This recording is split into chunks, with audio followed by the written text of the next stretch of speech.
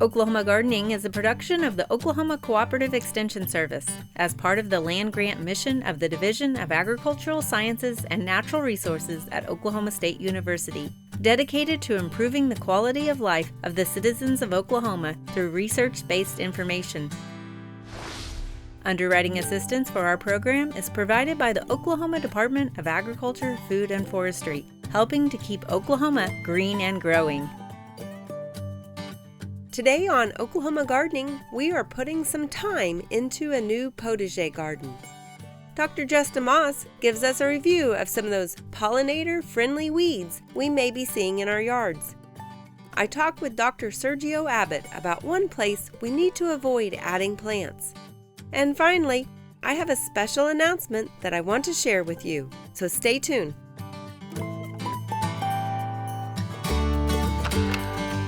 Like an ombre of sunset colors. It's not the flowers, right?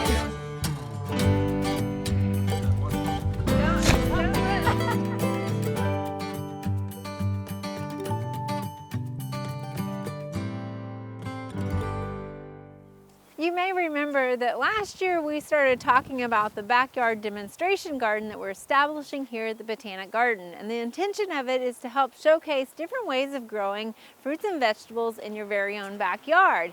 And each yard has a little bit of a different theme.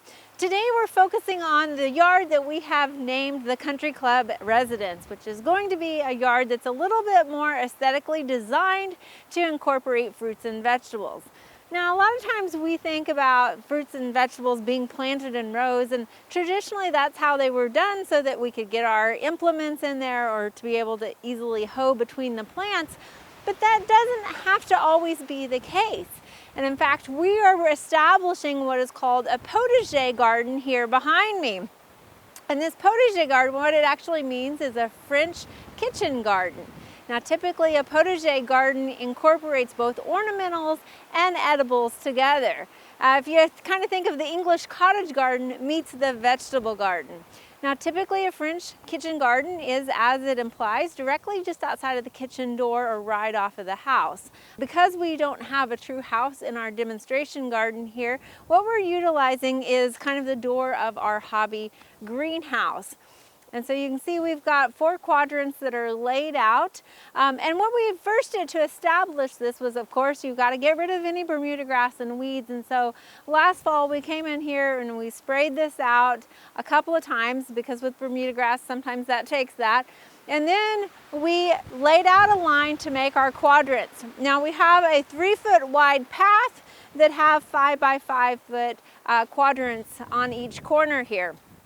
You can see, to further kind of establish that, we have made raised beds, and you may or may not want to make raised beds. It just depends on what's suitable for your situation. But right here we have a little bit of a low area, so we didn't want our plants sitting in too much water, so we made sure to bring up the soil level a little bit. And to hold that soil in, like any raised bed, you can use multiple materials to do that. You could use bricks or pavers, a stone, or possibly even like a wattle fence to really give it that kind of English or French look to it. However, we took another route. We used sort of this rustic wood material, but actually we just recycled some pallet wood in order to make these. So you can see we cut the wood at different lengths to kind of give it that live edge that we then attached to another board behind it. So we were able to install one whole side at a time. So that helps hold our soil in here. Now, to further establish that formal layout look, we came in here with some baby jade boxwoods. Now, we specifically chose these baby jade boxwoods not only because they're evergreen, so again they're going to give us that kind of formal look throughout the winter months when we have fewer plants in here, but also because of their fact that they like full sun, as well as they only reach a maximum height of 3 feet. Now that is over time and with maturity, because they are in fact slow growers. So all of that means less maintenance for us. If we had gotten a different, larger cultivar of a boxwood, we constantly would be contending with having to maintain these and keep them in check. So making sure that you're getting the right plant for the right location is important, as we chose a very compact baby jade boxwood here for this.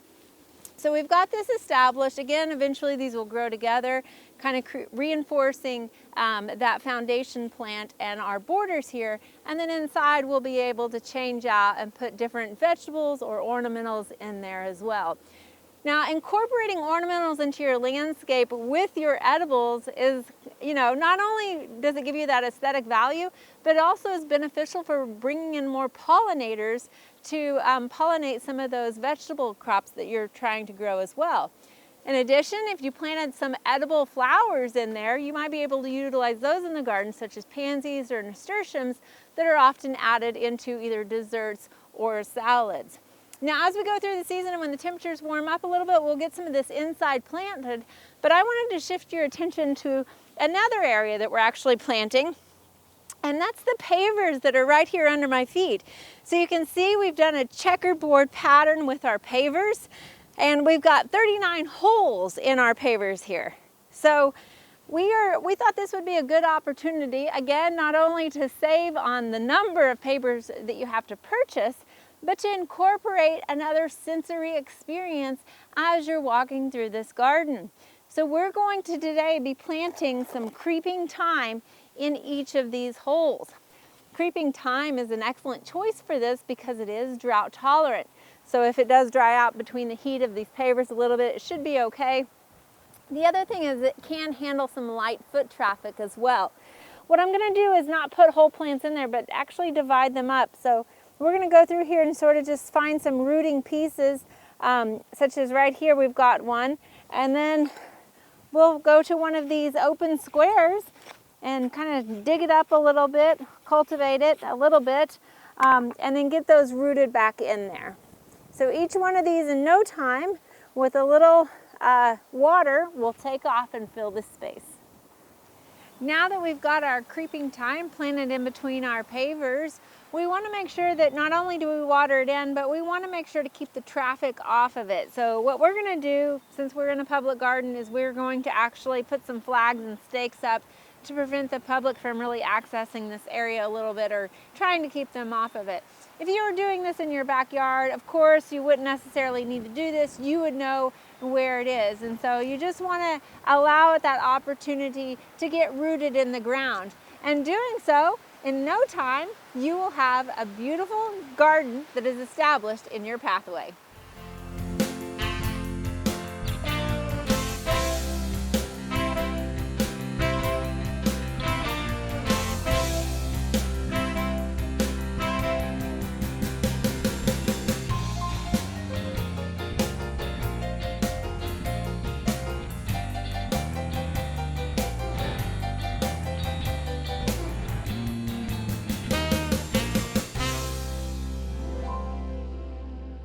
So it's springtime here in Oklahoma, and we're going to have a lot of springtime weeds popping up in the lawn and in the garden. And so what we can see out here is maybe a lot of purple flowers, maybe a lot of white flowers, and some look very pretty. And some look very tall and very mature. So you may be wondering about, well, what can I do about some of these weeds that are coming up that I see in my yard and my garden in the springtime? Well, the problem we have is that these are so tall, so mature, that they're a little tough to control at this point. And also we have to remember that a weed is just a plant that's not growing where we want it to grow. So for some people, they may look out and see these purple flowers, these white flowers in their lawn and think, wow, that's really beautiful, and may not do anything about it, and that's okay. They can attract pollinators. They can be beautiful for the yard. But others might look at that and say, hey, I really need to clean that area up. But first of all, what we have to figure out is, like, what are we dealing with? What are these plants with purple flowers? What are these plants with white flowers? So we can take a closer look and try to ID the weeds, and then that'll give us an idea of how to deal with them when it comes to control. Maybe it's a little too late this spring, but we can get on top of it for the next growing season. So we'll take a look at a couple here. And a very common one we have here in Oklahoma is this beautiful purple flower we see here. and this is called henbit.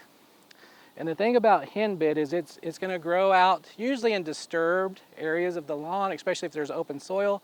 But you'll also see it coming out, like if you have a Bermuda grass lawn or a tall fescue lawn, you'll see it kind of popping up in areas there too. And so the purple flowers is really the key indicator at this time of year, but these are actually winter annual weeds. And so what that means is they may germinate during the winter, maybe even last fall. They survive throughout the season, and as we come into March, April, you'll really see them start to take off and grow, and you'll start to see them flower. And so for the most part, these are winter annuals, but they can be biennials as well. They're actually part of the mint family, and so if you take a look at the leaves, it may remind you a little bit of mint. If you look at the purple flowers, they're tubular looking. And if you take a close look at the stems, they're usually like square or four-sided stems. Also, you'll notice the leaves are opposite in a whorl, and they usually do not have a stem on the leaf or a petiole. And so you'll see them coming directly off at the top of the plant like we see here. Now another one that you may find, it also has purple flowers, looks very similar. It's actually right here together. It's called purple dead nettle. It's almost like a close cousin to the henbit, also in the mint family. I think the leaves look more mint-like on the purple dead nettle than they do the henbit. But you also see that at the very top, there's a reddish or dark purplish color tint to the leaves. You'll still see the purple flowers, much smaller, not tubular looking though. And then as you go down the stem, it's also that square stem, and you can feel it as you touch it, but you may see petioles on the leaves as you get farther down the stem. So that'll help you differentiate between the two, but both are winter annuals, both in the mint family. Really going to deal with them about the same way. Now we also see some white flowers out here as well, and this is shepherd's purse. And what's neat about it is, again, at this time of year, it's going to be seeding out, and so you see these little seed pods that almost look heart-shaped at the top, or like a shepherd's purse. That's where it gets its name. And beautiful white flowers on it. It comes up like a rosette. And so really, if you find it earlier in the season, it'll almost get confused with like a dandelion or something with the leaves close to the ground. And then all of a sudden, springtime hits, boom, they shoot up and start to set these white flowers and these shepherd purse looking seeds. So those are some common ones that we deal with at this time of year. There are others scattered through here, maybe a little tough to see, but I also want to mention that you'll find Carolina geranium. And that one is actually growing here a little closer to the ground. Not going to have the purple flowers, but some people get it confused with henbit, but the big difference here is you're not going to see those purple flowers coming up from the ground. Also in here there's a grassy weed or two, so I'm looking right down here and I see annual bluegrass. All these are winter annuals. The difference is you have some broadleaf plants like I've been talking about. You also have winter annual grasses like annual bluegrass that will come up. So to get on top of these, you really have to have a program of having a healthy lawn, a healthy garden to keep the weeds out. Doing what you can do to have a nice healthy yard, like proper cultural practices, fertilization, irrigation, and so on. If you really want to prevent these weeds from coming up, you can put a weed preventer down in the fall or in the early spring/late winter. When it gets to this time, when you're trying to battle them, really all you can do is mow it down and keep it from going to seed, or let the flowers stay out there and just enjoy the butterflies and enjoy the pollinators as they come through your lawn.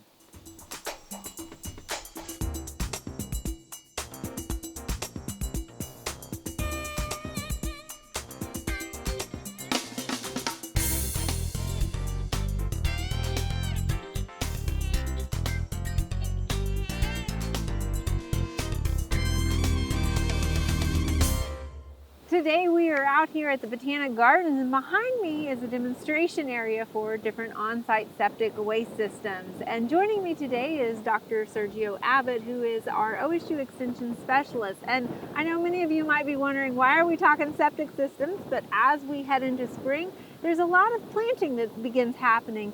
And I wanted to make sure that we cover why it might be important to consider where our septic systems are before we start planning. So thank you for joining us, Dr. Abbott. Oh, it's my pleasure. So tell us a little bit about, let's start at the basics. What are the two most common systems that a lot of people may have in their backyards? So two most common types of septic systems. Number one would be our conventional system, the pipe and gravel. It doesn't run on electricity, everything moves by gravity, but it relies on the soil in your backyard for treatment. Okay. So large open space, tempting to plant something in it because it's an open space, sunny space. So you still have your septic tank, and then it flows into a drain field. Into a drain field, so that's the conventional system. Okay. The second one is gaining in terms of popularity is the aerobic treatment systems. So this Are those the sprinklers that we see? Yes, that's exactly what it is. And if these are systems that are installed in areas wherein you don't have like the ideal soils, so what you do is you have a system that effectively pre-treats the wastewater prior to applying it in your backyard. Okay. And that could be either applied subsurface via drip, or the more common one is again via spray irrigation. So again, sprayed in large open spaces that, tempting to plant something. Okay, you mentioned pre-treating. So is that septic tank different than your traditional one, or? It is. So the conventional system, the septic system in there is just for temporary storage. Okay. So you separate the solids from the scum or the grease, and then you effluent that is treated in the field. Okay. But for the aerobic treatment systems, you have kind of like big tank with different chambers in it. The most important part of it is that you aerate the wastewater or the effluent with oxygen, atmospheric air, in order to improve or increase microbial activity. And when the microbes are active, what do they eat? They eat organic matter in your sewage, and that is how it's treated. Okay, so is there electricity to that system too then? Yes, so it runs electricity basically to power the pumps, to power the aerators, and of course to dispose of the wastewater in the backyard. Okay, so ultimately we have two different systems that have different effluent water. First of all, before we go further, what is effluent water? If you could kind of tell us what that is. So effluent water is the pre-treated water. So all kinds of water that comes from the house, it goes to the septic tank. It's pre-treated to some degree. It might look like it's clean water, but no, it's not. It has still a lot of pollutants in it, a lot of harmful chemicals, and of course microorganisms in it. That could be harmful if it gets into the environment or gets in contact with people. Okay, well I know a lot of times these are put out in open areas, obviously, so they've got a lot of soil and space for this drain field. So tell us a little bit about why is it important to kind of consider these with landscaping? All right, as we mentioned earlier, it's always tempting to plant in these open spaces. Right. But take note that what is the purpose of the septic system? It's really to treat wastewater. And anything that you plant in there might get in the way of the septic system doing its function. Okay. So we got to choose the right plants. We got to put them in the right places because we don't want our plants to interfere with the function of the septic system itself. Do you want plants? First of all, I mean, maybe it's better to not have any plants around them. Is that? Well, we need plants. Okay. We need plants because for two reasons. One, we need a plant to cover the drain field where you spray the effluent or you have your lateral lines because that just to prevent erosion losses. You don't want that to happen in your property. All right, because you want that soil. That Yes, soil is what's filtering yeah, it, that's right? the soil is the star of the show here. That's the Okay. one that is purifying your water to some degree. Second reason why you need some vegetation in it, because they actually help in the disposal and the treatment of the water. So some of the water in the subsurface might be wicked up closer to the surface, and if it could be reached by the roots closer to the surface, then plants absorb them. And then, of course, via transpiration that could be disposed back to the atmosphere. Okay, so it sort of sounds like you're making a case for compost tea, but that's not the case, right? We don't want to plant vegetables around this at all. No. Well, the best vegetation would be turfgrass. Okay. Not the leafy vegetables. I know because again, the water is not safe for to get in contact with this leafy vegetables, Right. or any kind of vegetables, or even flowers that we pick and bring inside our house. So Right. that could be a hazard. So, yeah, that's a source of water, but not the kind of water that we want to get in contact with anything that we ingest or eat. Okay, and we hear a lot about putting grasses, but you want to make sure that it's turf grass, not natives, right? Because natives can have deep roots. So let's talk about the root systems. Like how far away should we really keep any of our larger woody plants from our drain field? There is a rule of thumb that if it's deeply rooted in its trees, that they can actually grow, the roots can grow laterally, that they should be at least 10 feet away from the boundary of where your lateral lines are. Okay. So away, because again, you don't want the roots to grow and go into your subsurface lateral lines, because they can grow into the pipes. Right. And when they grow into the pipe, they could mess up the flow of effluent in there, or they could even like break the pipe. Right. So now if you have broken pipe, that means what? A malfunctioning septic system requires a few $100s to fix. And of course, if it takes a week to fix, that means you cannot flush your toilet for a week. All right, good to know. Let's not do that. We don't want to sacrifice all of that over a few plants. No, so, no. And the other thing too, I know, is like, what about these lines? You've got material and equipment underneath your surface area, and so you might not be aware of it. What about like me mowing? Is my mower okay, or is there potentially any damage that we need to worry about with traffic going across these lateral lines? Regular mowing is okay. Okay. Regular mowing is okay, but some of these, specifically those that have spray heads, you better know where those are, because you don't want your mower to mess up the spray heads. Right. And it's your septic system will malfunction right there. The other thing is you don't want to run anything that is very heavy in your backyard, and where you spray this stuff, right? Because compaction of the soil, it means what? It means a soil that does not allow infiltration of water. Right. So if you have ponded effluent on the surface, that's not very good, because that could run off to your neighbor or run up to your garden that has vegetables on it. So also you don't want, it's best to know where these lines are, where the spray heads are, because if you had to do some minimal earthworking, at least you want to avoid those areas, because you don't want to dig deep enough and cut some of the lines. Those drip lines could easily be cut by just, simple earthworking. Okay, so a lot of talk about the drain field specifically. Any concern about roots around the septic system, and then like the septic tank itself, and then also what about lagoons? Okay, first with roots around septic tanks. Roots are not a big problem in septic tanks, unless of course you have leaks in your septic tanks. And that could happen. That could happen. Roots seek water, right? Yes, roots seek water. So if you have leaks in your septic tank, roots seek that, and then they'll enlarge that opening. It'll just mess up your tank even more. Okay. You also mentioned about lagoons. Yeah. Well, I'm a fan of lagoons. Okay. Right? If you are in the country, you don't have neighbors, you have at least 2.5 acres of property, then you can have lagoons. It's not what we hear about cesspits that it just goes straight to a lagoon. You still have a septic tank, right, and then just the partially treated effluent goes to the lagoon. Okay. There's rules that governs this. The designs has to be followed, but it for the most part it works if it's maintained correctly. All right. Well, thank you so much for giving us a completely different aspect on our landscape design as we head into spring. Thank you. You are welcome.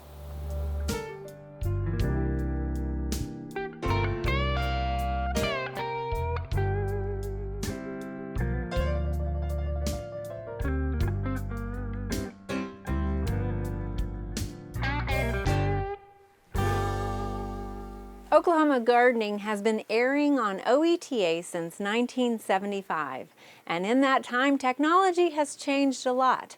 In 2010 we began with our Oklahoma Gardening YouTube channel. We thought this would be a great opportunity to bring what we treasure here in Oklahoma to the rest of the world. Recently, YouTube recognized us for having over 100,000 subscribers. And in fact, we're up to now 109,000 subscribers. And as we celebrated, we just wanted to share this news with you. And we thought it would be a fun time to also share some fun facts about our YouTube channel. Since 2010, we have had over 28.7 million views on our YouTube channel. With over 2,300 videos that we have on our YouTube channel, we really like to push our channel as a resource for gardening questions. So you can go onto our Oklahoma Gardening YouTube channel and search it for any information that you might be looking for that might be some of those unique finds in the gardening world. As I mentioned, Oklahoma Gardening has been airing on OETA since 1975, and in that time, technology has changed a lot. So while it actually began being live down in the studio, over time it was pre-recorded. We have even some of those older segments on our OKGardeningClassics YouTube channel if you want to subscribe to it as well. But regardless, if you subscribe, you can opt in to be notified when we upload new videos to either one of those channels. We hope you continue to watch us both on OETA, and if you miss perhaps one of those shows, you can always find us on Oklahoma Gardening YouTube. Thank you again for subscribing to our channel.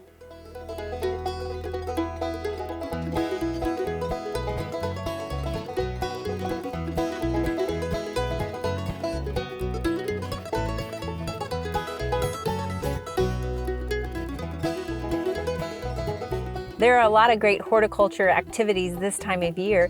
Be sure and consider some of these events in the weeks ahead.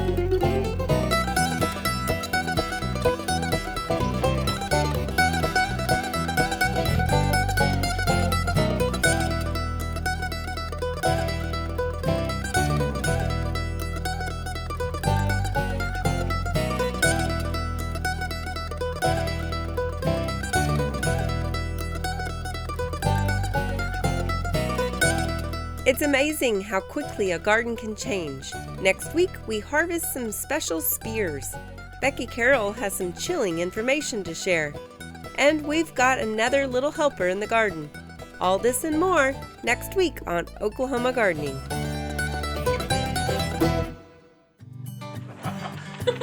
Good grief, I'm not going to be on camera. We have an exciting announcement today to make. We have won. We didn't won. We received from YouTube. No, yeah.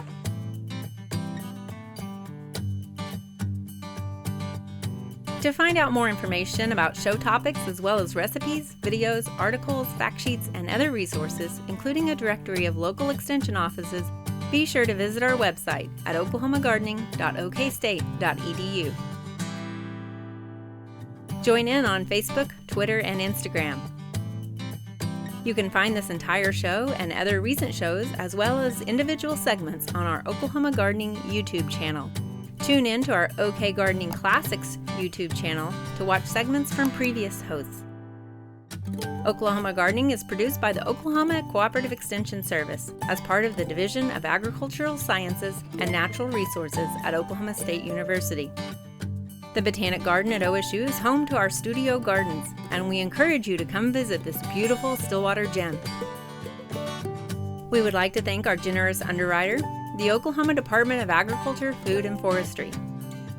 Additional support is also provided by Pond Pro Shop, Greenleaf Nursery and the Garden Debut Plants, the Tulsa Garden Center at Woodward Park, the Oklahoma Horticultural Society, Smart Pot, and the Tulsa Garden Club.